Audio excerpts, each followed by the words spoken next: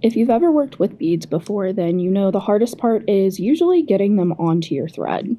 I honestly used to hate working with beads, but then I learned this technique called needling the thread, and ever since then, it's made working with beads so much easier, and I almost always include beads in all of my projects now.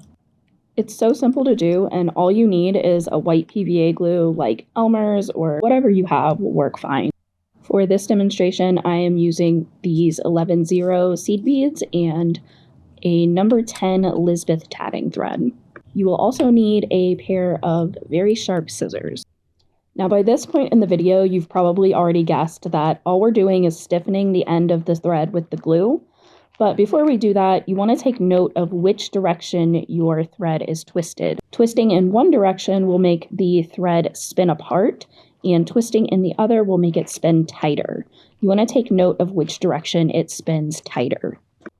And then, yep, all we're going to do is apply that glue to the end of the thread. I like to do a good 2 to 3 inches.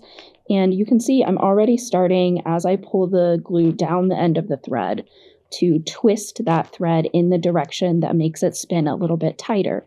What this is going to do is not only stiffen it up even more, but it's going to make the diameter of the thread just a little bit smaller, which is going to make it even easier to get those beads on.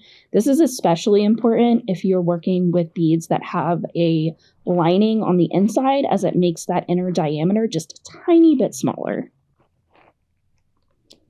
And then the absolute hardest part, which is waiting. You should wait at least 3 to 5 minutes for the glue to fully harden. Now, the glue will just wash off, which is why I recommend using a water-based, non-toxic glue.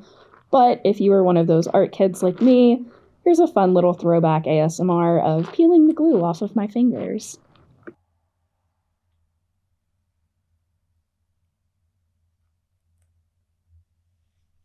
And finally, once the glue is fully dry, now you can take your scissors, find the spot where that twist is tight, and cut it at an angle. This is very important. It's kind of hard to get it focused on camera here, but you want a nice sharp angle. That little bit of a point is what's going to really help get those beads to slide up onto the thread.